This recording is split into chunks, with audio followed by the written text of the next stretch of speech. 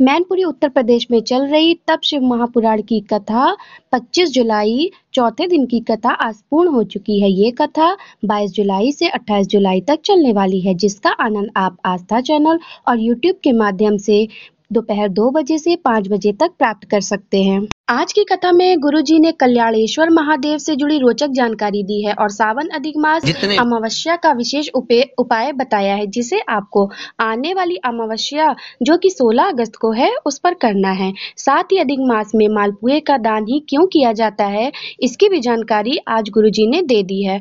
और 33 मालपुए का दान क्यों किया जाता है, ये सभी जानकारियां आपको इसी वीडियो में आगे देखने को मिलेगी। साथ ही आज का वही तिथि है जिस दिन शाम के समय मतलब प्रदोष काल में 7 तिथियों में आपको लक्ष्मी प्राप्ति वाला महा उपाय करना है। ये उपाय करने का मौका आपको 19 वर्षों के बाद मिल रहा है और अगला मौका कब मिलेगा ये पता नहीं। तो उपाय कैसे करना है, कौन से मंत्र का जाप करते हुए करना है, इसकी भी जानकारी इसी वीडियो से प्राप्त होने वाली है। आज की कथा में गुरुजी ने जो जो उपाय बताए हैं या पत्रों की जानकारी दी है, सभी की जानकारी इस छोटे से वीडियो से आपको हम देने वाले हैं। यदि किसी कारणवश आज आपने कथा पूरी नहीं देखी है तो आप जो है इस छोटे से वीडियो से आप उसका रस्तत्व प्राप्त कर सकेंगे। तो बढ़ते हैं आज की कथा की पहली जानकारी की ओर, जिसमें गुरुजी ने आने वाली शिव महापुराण कथाओं की जानकारी दी है, जो कि इस प्रकार है।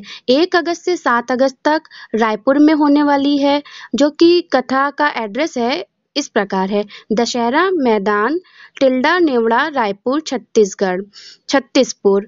इस कथा का नाम कावड़ शिव महापुराण कथा है।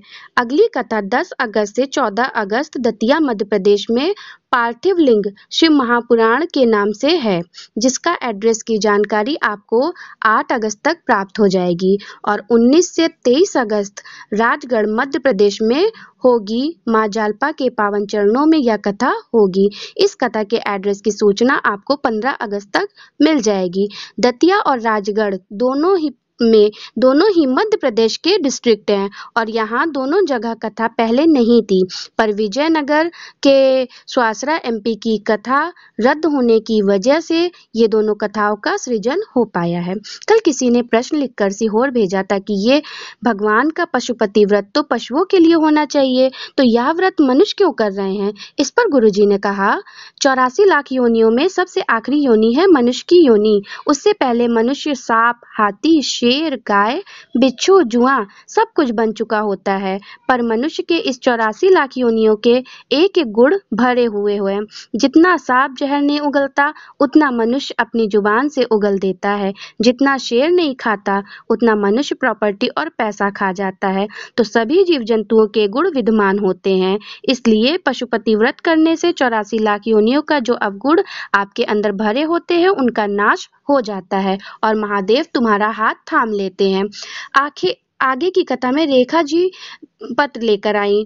मुझे स्तन कैंसर की गठान हो गई थी, तो डॉक्टर ने ऑपरेशन के लिए बोल दिया। मेरा ऑपरेशन हो गया, फिर उसके बाद मुझे फिर से कैंसर हो गया। तब हम दूसरे शहर जा रहे थे डॉक्टर को चेकअप कराने, तो रास्ते में हमारी फाइल गिर गई और उसमें 10,000 रुपए थे, वो भी गिर गए।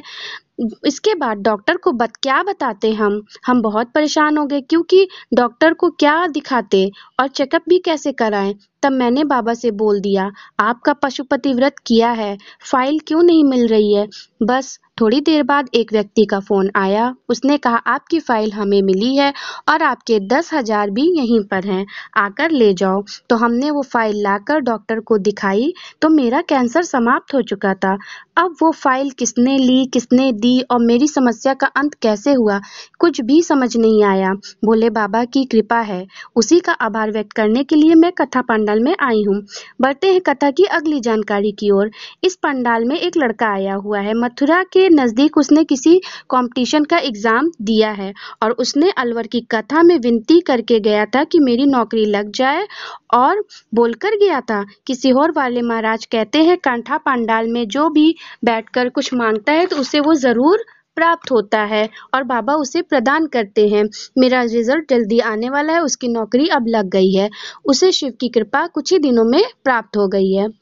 कल आपको कथा में कहा था, गुरुजी ने कहा अधिक मास का विराम और वापस सावन का महीना लगेगा, तो उस समय अगर कोई भूलवश भी शिवलिंग पर अर्पित कर देता है या समर्पित कर देता है तो भी महादेव तुम्हारी कामना पूरी कर देते हैं। कनेर के पुष्प वाले उपाय आपको सावन अधिक मास की अमावस्या के दिन करना है, जो कि 16 अगस्त को है।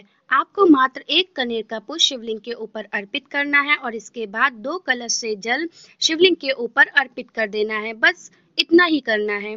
इसको करने से 33 कोटि देवी देवताओं का आपको आशीर्वाद प्राप्त हो जाता है और आपकी जो भी इच्छा है वो शीघ्र अतिशीघ्र पूरी हो जाती है। ये उपाय करना बिल्कुल भी ना भूलें, आसान सा उपाय है। आगे गुरुजी ने कहा, कई बार आपके साथ ऐसा होता होगा कि आप कहीं से निकल रहे होंगे पर किन्हीं कारणवश पड़ जाता है और वहां आसपास कोई ये मंदिर आपको दिख जाता है, तो उसे देखकर आप भगवान को नमन कर लेते हैं। चलते चलते मंदिर को देखकर राम राम बोल लेते हैं, श्री शिवाय नमस्तुभ्यम बोल लेते हो। तो इससे आपको क्या प्राप्त होगा? जब आपकी दुख की घड़ी आती है तब भोलेनाथ तुम्हारे साथ जरूर खड़े होते हैं। आज गुरुजी ने बताया कल्याणेश्वर महादेव ऐसा शिवलिंग है जिसमें आप हजारों लीटर पानी अर्पित कर दो, दूध अर्पित कर दो, दही अर्पित कर दो, शहद भी अर्पित कर दो, कुछ भी सब कुछ शिवलिंग के अंदर समाहित होता जाता है। ऐसा शिवलिंग उत्तर प्रदेश में है जिसकी जानकारी आप गूगल करके भी प्राप्त कर सकते हैं। अधिक मास में सबसे अधिक मालपुए दान करने का महत्व होता है और वो भी 33 मालपुए का दान। अब 33 ही क्यों 33 की संख्या में मालपुए का दान करना है, अब वो भी समझ लीजिए। 33 मालपुए में से 30 मालपुए 30 दिन के लिए हो गए। 31वां मालपुआ जो होता है, हमने यदि बेटी के ससुराल का अन्न खा लिया हो, भोजन कर लिया हो, तो उसका दोष हमें ना लगे, इसलिए 31वें नंबर का मालपुआ दान करना चाहिए।